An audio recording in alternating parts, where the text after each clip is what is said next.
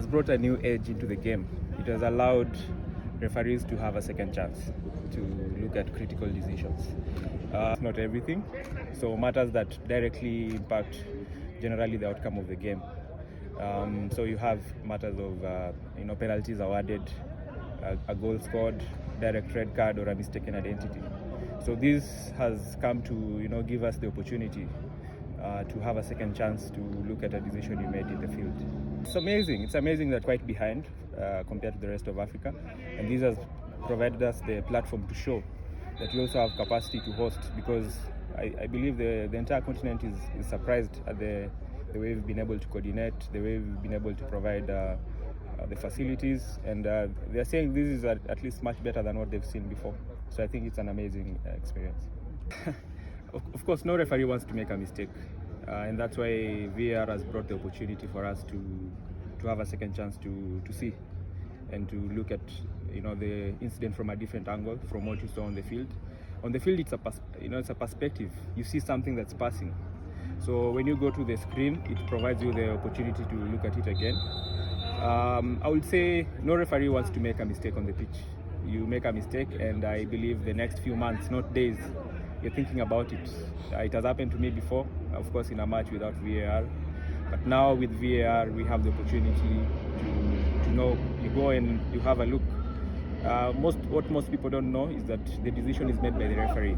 The VAR does not make decision. The VAR only recommends that you come and have a second look. So when you come to the screen, you have to decide. So you decide to either stick with the decision or go back and change. When a referee makes a decision wrong and the VAR gets it wrong as well, it's a very difficult situation, even for the organizers, for the department. So we try as much as possible that if we get it wrong on the pitch, we don't get it wrong, from a VAR perspective. Yeah. Okay. So of course, body cams have been used before. In the last Club World Cup, they used the body cams. It helps the VAR to see the perspective of the referee, because the body cam shows the position of the referee when he was moving and what he probably saw. So usually on the pitch, the referee is required to describe what he has seen. When you describe what you have seen, it is the starting point for VAR to do their checks. So if the referee says that I have seen tripping, the first thing that the VAR does is to check if there is actually tripping. That's the starting point, and then they move to check other things. So the body cams helps the VAR in the VOR to check the perspective of the referee compared to what he said he saw. And I believe trainings, as you've asked, now our trainings is incorporating VAR every day. We train every day with VAR. The only challenge is that in matches where we don't have VAR and you need not to apply VAR protocol, sometimes it becomes difficult when you're used to officiating with VAR. When you go back to our local leagues and we're not using VAR, sometimes you find yourself trying to delay to take a decision only to remember that you don't have VAR to go and check. So that transition is sometimes a problem, but after a few times officiating, you're able to adjust and get back VAR. Okay, so that's an extra camera for them. So even the broadcasting cameras, they go to VAR. In the VOR, in the video operating room, we call them the program camera. So we see what the rest of the world is seeing. So we're able to see what are the people at home seeing. So when we are trying to advise the referee, we are also advising the referee based on what the whole world is seeing. Now, so first of all, yes, some parts of the world have introduced the system where the referee explains the decision so that the fans understand, and this has been able to help people watching from home or people watching from the stadium to understand why the referee is changing his decision. I believe CAF is trying to also incorporate this, and I think it was part of the things they were discussing, the possibility of using in CHAN.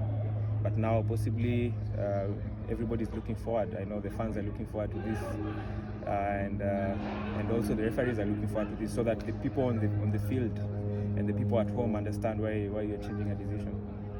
I honestly think it's too soon to do it, or no? I think it's too soon, because when a referee leaves the field, there's so much running in your mind from the critical decisions you took on the field. You want to go home and watch the entire match to appreciate where you could have done better. So I think it might be too soon to start doing post-match interviews for referees. If not just myself, a lot of referees watch their matches. For me, I can't sleep before I watch that match, so that the following day I'm waking up feeling better or having, learning lessons learned from that match. I get home, the first thing I do is, I want to watch that match. I'm not thinking about food, I'm not thinking about anything else. I want to watch the match. I want to see the critical decisions that I took. I want to see where I could have done better. I want to feel what the rest of the world felt with the decisions that I took on the pitch. In situations where you made decisions that you feel like they were not correct, how do you handle that? Yeah, again, as I said, no referee wants to take the wrong decision on the field. It really hurts when you feel like probably a decision that you took could have affected one team or the other. So it takes a few days to adjust and to be able to get back psychologically, mentally, to tell yourself that you're going into another match and you're not going to think about a decision that was wrong before, and you work on it on the field. So if it was a wrong penalty decision, you identify why you got it wrong. If it was about your movement, you try and work on that on the pitch. And on the days you made correct decisions, how do you pick it up? You feel very happy, of course, and everyone is calling you, and you feel very happy. You want to go home and have a nice day. But one thing for refereeing is that we are told and we believe you're only as good as your last match. So it could be good today, but if you let your mind ride on that too much, your next match can be a disaster. So we always try to forget good matches. We try and think about possibly what is the worst that can come in the next. Yeah, so everybody goes to the field to watch people play, and I think CAF and FIFA through IFAB as well, they're trying to minimize how much time the ball is out of play. So the introduction of the 8 seconds rule has come to make the application of preventing goalkeepers from wasting time better. Previously it was supposed to be 6 seconds, but several studies have shown that goalkeepers will hold the ball even up to 8 seconds. Up to 20 seconds, 25 seconds. And there's no way to standardize how referees penalize for the 6 seconds. So now the 8 seconds rule has come to standardize the application.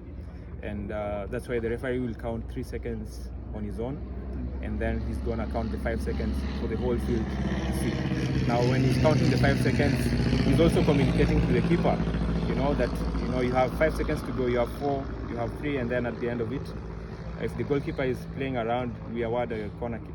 Now previously, the restart was supposed to be an indirect free kick, and it was always very contentious. It felt like it was a very harsh penalization for time wasting.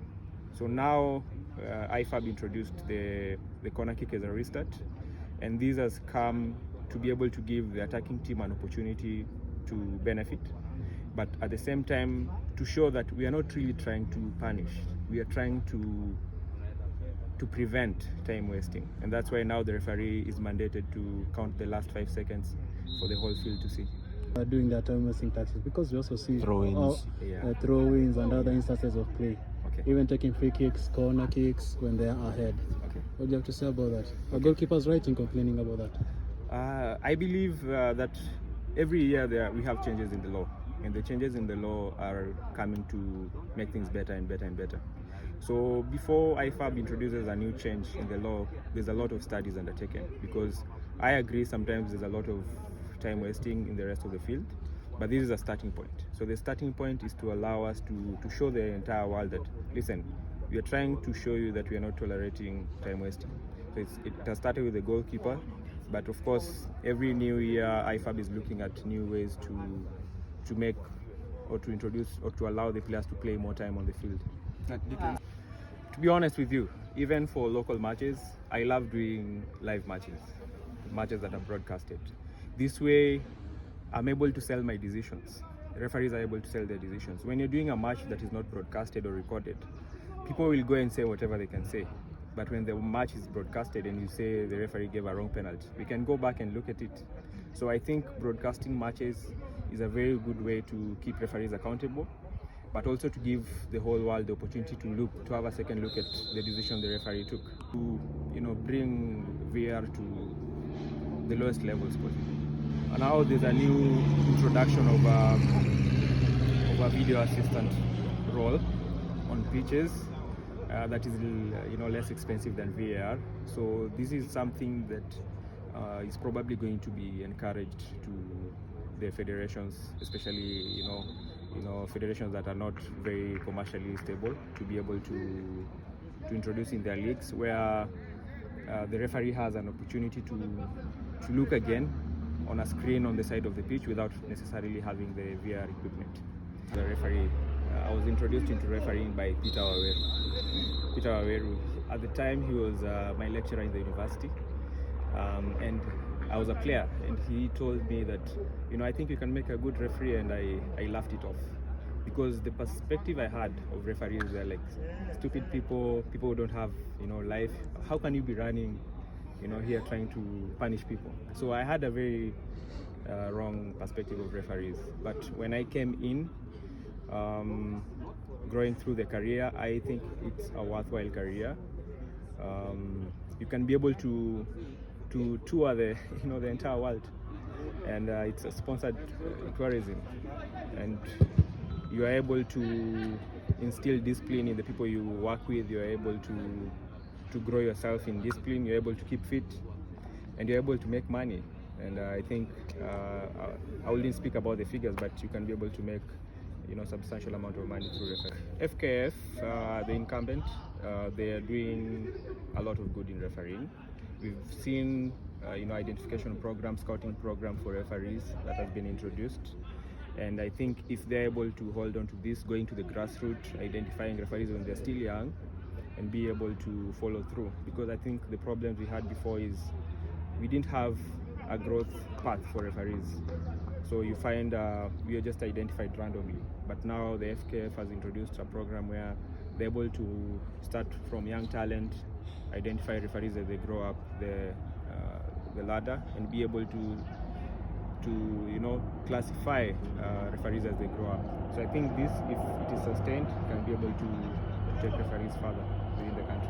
Okay, I have a question. Just like we have coaching for journalists, do you think also journalists can also get to learn more about refereeing so that when we report better?